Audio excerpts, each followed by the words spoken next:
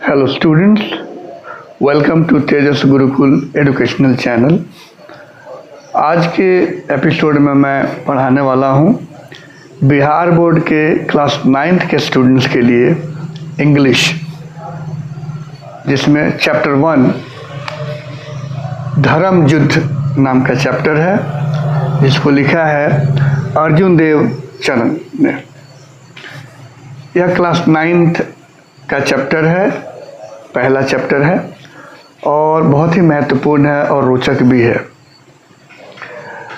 आप जानते हैं कि हमारा देश या दुनिया की जितनी भी देश हैं, हर जगह स्त्री और पुरुष में एक भेदभाव चलता आ रहा है शुरू से, सदियों से, जिसमें स्त्रियों को हमेशा दबाया गया है, स्त्रियों को अपने अभिव्यक्ति की आज़ादी नहीं रही है या कुछ हद तक तो उनकी आइडेंटिटी भी नहीं रही है।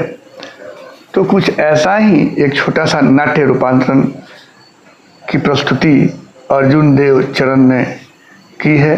ये पोएट भी हैं, लेखक हैं, और कुछ इमेजिनेटिव वे में उन्होंने 3 पात्र के ज़रिए फेमिनिज्म पर्सपेक्टिव को उन्होंने आगे दर्शाने की कोशिश की है।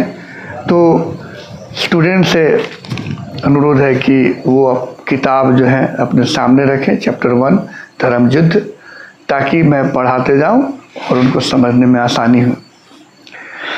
तो ये है धर्म युद्ध का मतलब होता है कि आप कौन से सिद्धांत पे लड़ रहे हैं या आपकी लड़ाई क्या है, आपकी डिमांड क्या है। तो सबसे बड़ी बात आती है इक्वालिटी की। इस संसार में जहाँ तक इंसान हैं, उनमें 2 लिंग पाए जाते हैं, स्त्री और पुरुष, और हमारा समाज अब तक मेल डोमिनेटेड रहा है, पितृसत्तात्मक। तो कुछ 3 कैरेक्टर हैं। इसमें पहला कैरेक्टर है पद्मा।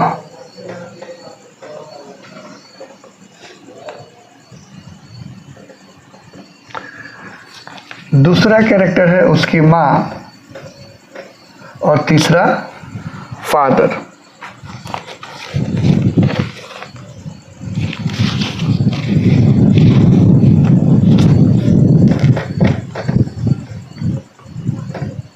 ये 3 कैरेक्टर है। पद्मा एक लड़की है और ये डायलॉग फॉर्म में है कि पद्मा सवाल करती है अपने माँ से, माँ जवाब देती है। तभी इस वार्तालाप के बीच में उसके पिताजी आते हैं।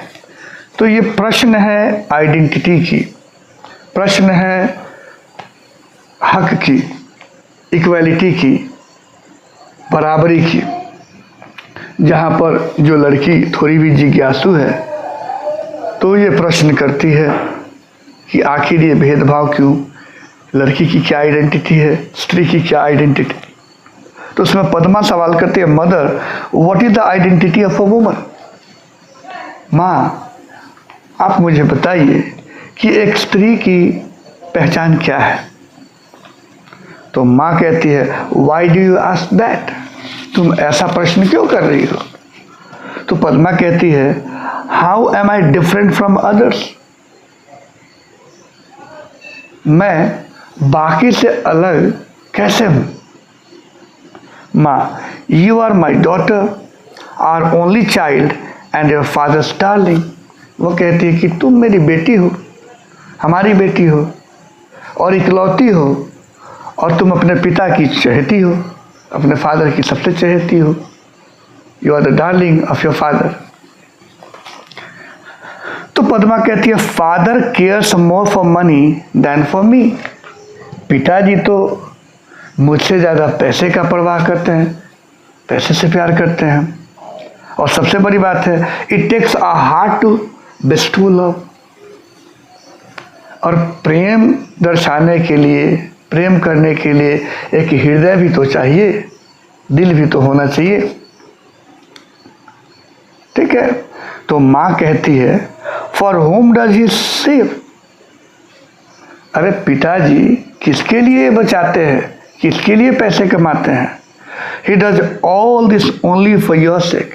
वो जो भी करते हैं, जो भी कमाते हैं, वो सब तुम्हारे लिए करते हैं, तुम्हारे लिए कमाते हैं। You shouldn't think that I am no heart. अब ये सवाल करती है पिता से, लेकिन ये कहती है कि तुम ऐसा क्यों सोचते हो कि मेरे पास हृदय नहीं है, दिल नहीं है?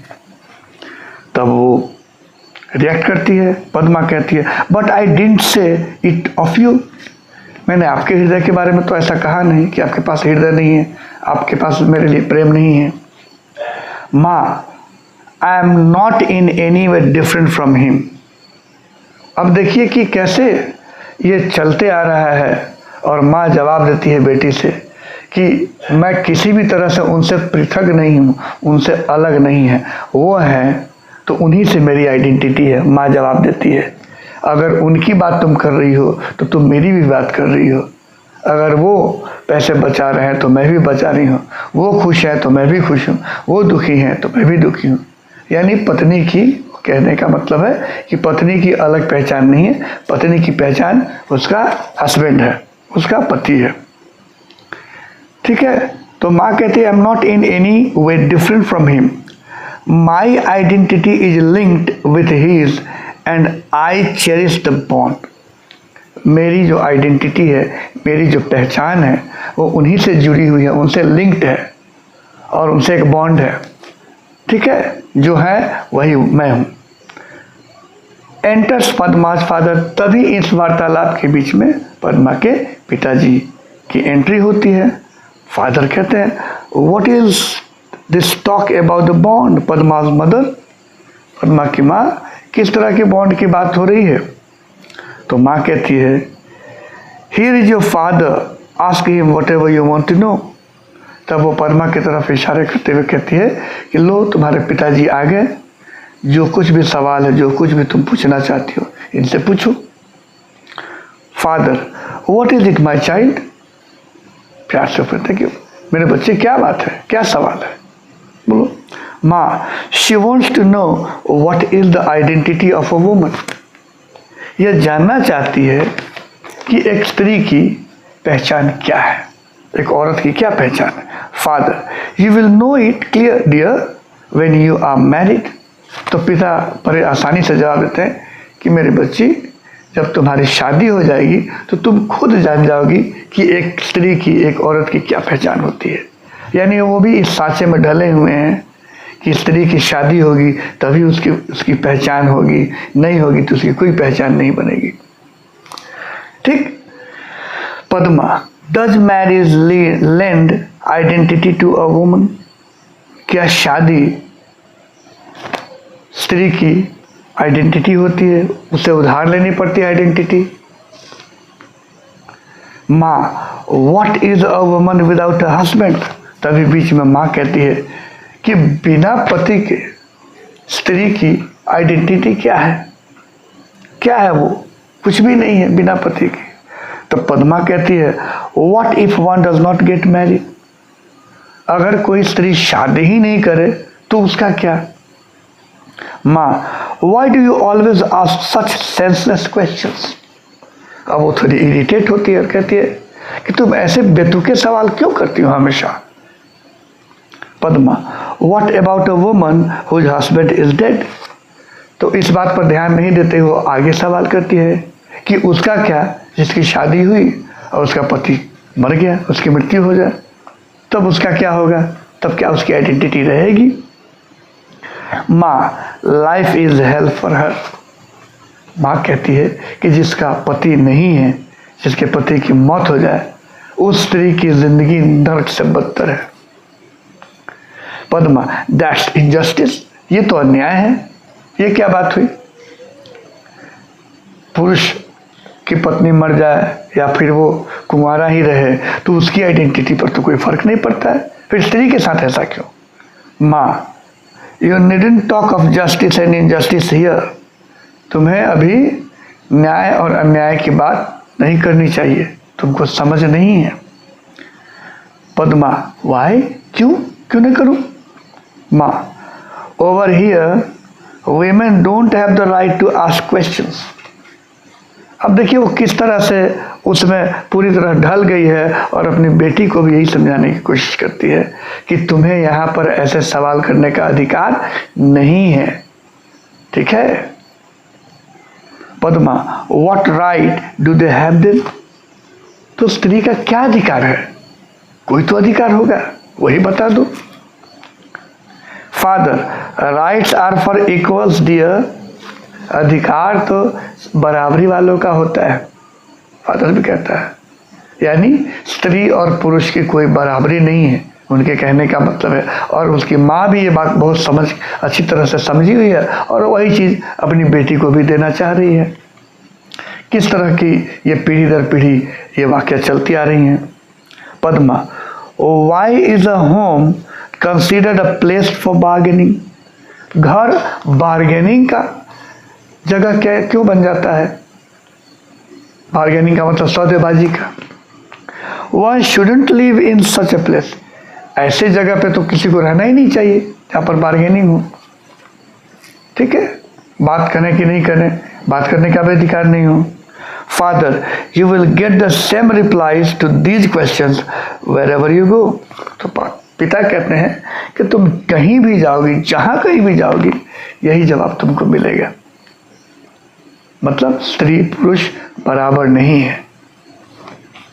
तो अर्जुन देव चरण फेमिनिस्ट पर्सपेक्टिव से, स्त्री विचार विमर्श के हिसाब से वो कहते हैं कि ये गलत है और ये ख़त्म होना चाहिए।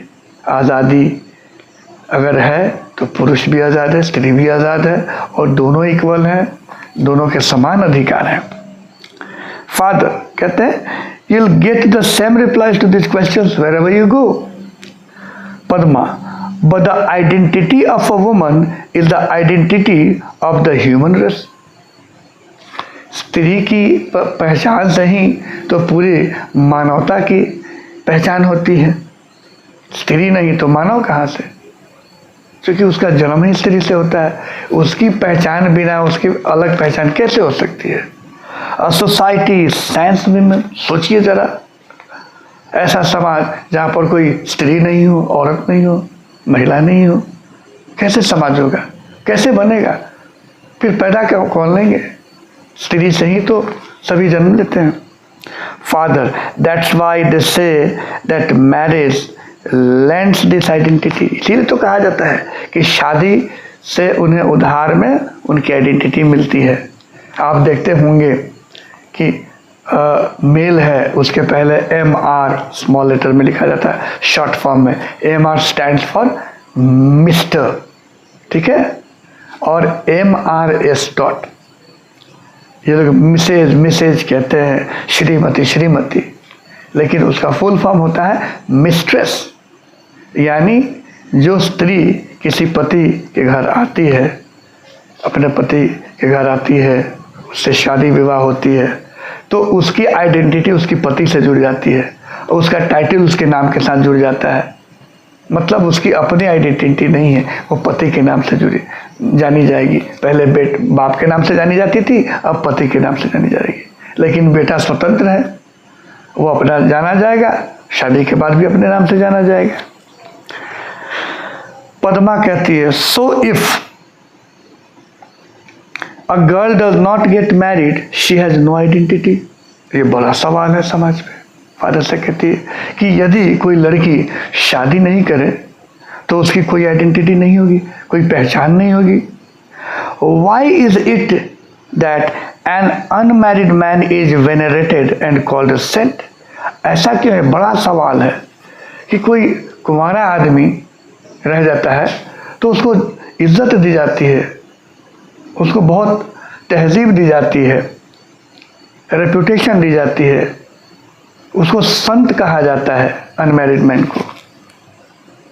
While an unmarried woman is called immoral and wanton, अनैतिक कहा जाता है। कोई अगर स्त्री कुमारी रह जाए तो उसको अनचेस्ट कहा जाता है, अपवित्र कहा जाता है, उसको गाली की नज़र से देखी जाती है, उसको हीन भावना की नज़र से देखी जाती है, उसको बदचलन की नज़र से देखी जाती है।